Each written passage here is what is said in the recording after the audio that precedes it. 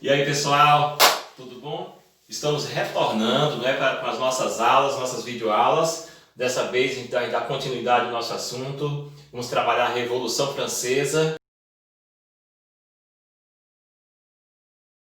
É um assunto muito importante para a gente estar compreendendo, para a gente estar fazendo ligação com o que acontece na atualidade no Brasil e no mundo, e a gente vai fazer um link com o que aconteceu nos Estados Unidos, tá? Tem algo sobre Estados Unidos, tem muita relação de uma coisa com a outra, muita relação com o iluminismo. Aliás, a Revolução Francesa é aí o bojo, o auge do iluminismo, é quando tudo vem à tona e a gente começa a ter essas ideias de que é possível sim melhorar as questões sociais, as questões econômicas para as pessoas de modo geral. Vamos lá? O que foi a Revolução Francesa?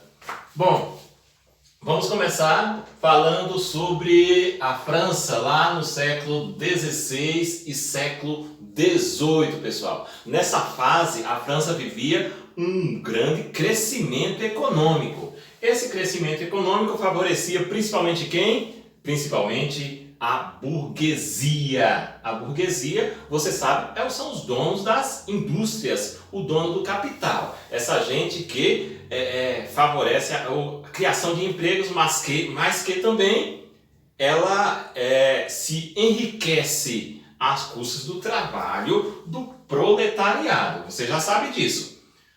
Mas, quando chegou lá no meados do século XVIII, olha aqui, a França entrou numa crise econômica. O que ocasionou essa crise econômica? Aliás, quais foram as consequências dessa crise econômica?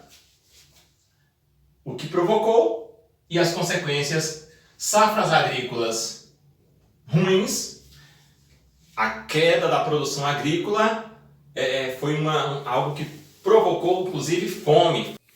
Naquela época, 80% da população francesa viviam da agricultura, e a alta dos impostos gerou o empobrecimento dessas pessoas. Os pobres, a alta dos preços, essa lei de oferta e de procura, isso vale desde sempre. Se falta produtos no mercado, consequentemente, os preços aumentam. E você sabe disso porque você está vivendo isso na atualidade. Fome entre os mais necessitados, os mais pobres. E isso vai ocasionar lá no alto, lá no poder, queda da arrecadação de impostos. Aqui a gente entra num ponto importante, porque naquela época a sociedade da França era dividida em 3 estados. O primeiro e o segundo estado, composto pela nobreza, o rei e as pessoas ligadas ao rei, e o clero, as pessoas ligadas à igreja, ela compunha o primeiro estado. Veja essa ilustração para você perceber essa divisão social da época. E o terceiro estado, que era formado aí pela grande maioria da população. Isso a gente fala daqui a pouquinho. Mas isso, por causa dessa queda da arrecadação de impostos e, junto a isso, a guerra da independência das 13 colônias, aqui a gente entra no que toca aos Estados Unidos. É bom você saber que a França se aliou aos Estados Unidos na guerra dos Estados Unidos contra a Inglaterra, na busca da independência dos Estados Unidos. Essa aliança da França com os Estados Unidos gerou o quê? Gastos públicos. Quem é que paga esses gastos públicos? A população, através dos seus impostos. Se havia uma queda na arrecadação de impostos e essa guerra fez com que a França gastasse mais, o recurso utilizado foi: o rei aumentou a cobrança de impostos. Agora, pessoal, a gente vamos perceber em que isso vai influenciar na população de maneira geral.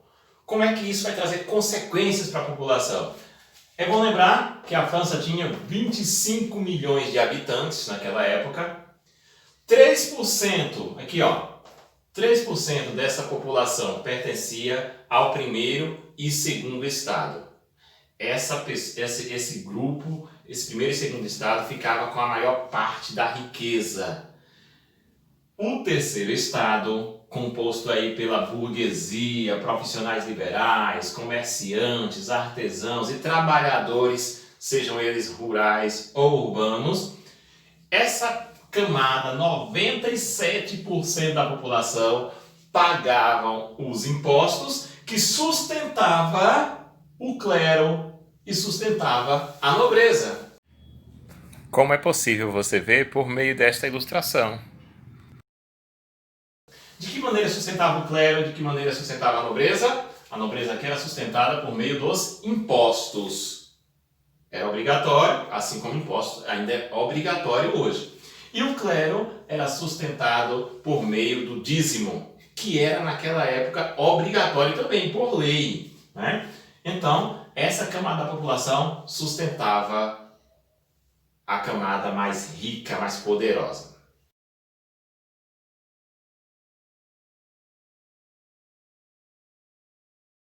É bom lembrar, o clero e a nobreza tinham direitos a cargos públicos, enquanto o terceiro estado não tinha voz, não tinha vez, não tinha direitos a cargos públicos.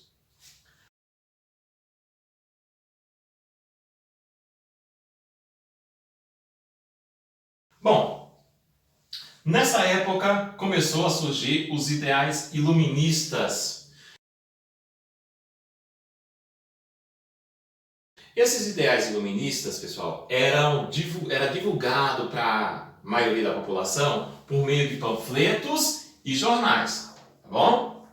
Os panfletos e os jornais eram a maneira popular dessas ideias chegar a esse povo.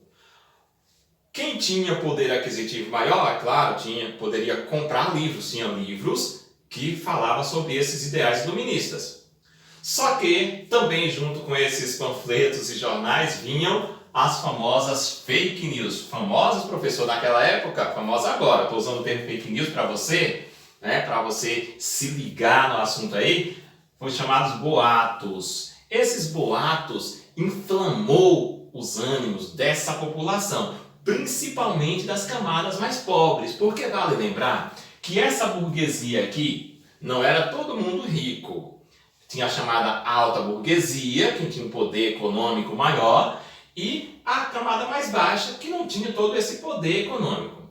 Assim também como os profissionais liberais, tinha aqueles que tinham um melhor poder econômico e assim por diante, comerciantes, artesãos, e entre os trabalhadores, até mesmo os trabalhadores rurais, tinham aqueles que tinham um melhor poder econômico e outros não.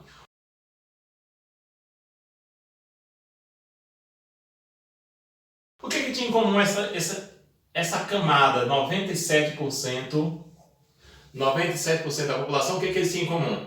Eles não tinham influência no poder, não tinham influência política. E essa burguesia vinha buscando alcançar essa influência política. Esses ideais iluministas favoreciam o alcance dessa influência, não é?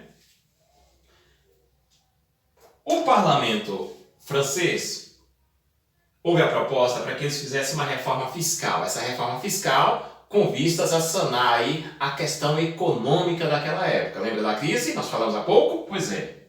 Como esse parlamento não quis votar essa reforma fiscal, o que fez o rei? O rei Luís VI convocou a chamada Grande Assembleia. Eu tentei fazer aqui um desenhozinho, eu tenho certeza que você vai rir de mim. Você que é meu aluno já sabe, você ri dos desenhos que eu faço. Eu gosto disso, eu gosto de ver você animado também com isso. Olha só, essas duas carinhas aqui. Aqui, ó, representando o primeiro estado, tá bom? Primeiro estado e segundo estado. E aqui representando o terceiro estado. O primeiro e segundo estado, nessa assembleia, eles acabavam combinando os votos. Dessa forma, eles poderiam vencer o que estava em pauta, a votação que estava em pauta. E o terceiro estado ficava como um único voto. Olha como funcionava essa divisão de votos. Cada estado representava um voto, tá? Cada estado representava um voto, nessa divisão que eles queriam. Dessa forma, se o primeiro e segundo estado voltassem juntos, eles ganhariam. O terceiro estado seria derrotado. Mas se fosse o voto individual por membros, aí o terceiro estado ganhava. Por quê? A maioria pertencia ao terceiro estado. Assim, se o terceiro estado votasse, se os votos fossem por pessoa, o terceiro estado venceria essa votação, o que estava sendo votado em pauta. Combinado? Entendeu? Eu espero que sim. Se fosse por estado, o primeiro e o segundo estado juntos daria de 2-1 no terceiro estado. Se fosse por pessoa, aí como o terceiro estado era a maioria das pessoas, acabava vencendo. Como não houve aí uma conciliação, o terceiro estado não concordou com essa forma de votação, o que foi que eles fizeram? Eles se retiraram daquela assembleia e fizeram uma reunião à parte e se autodeclararam em Assembleia Nacional. Aí houve uma pressão. Os boatos começaram a circular por toda a França. A população, essas informações chegaram nos diversos estados, nos diversos locais. Quando o rei viu que isso estava inflamando a população, o que foi que o rei fez? Ele reconheceu essa Assembleia Nacional e aceitou a nova Constituição que dava assim direitos às pessoas. Mas não foi por completo. Ele ainda quis permanecer com os privilégios da nobreza e do clero. Isso acabou não favorecendo a esse terceiro estado. Eles não gostaram dessa ideia. E aí a revolução se instalou. A gente vê mais sobre essa revolução na nossa próxima aula. Deu quanto tempo?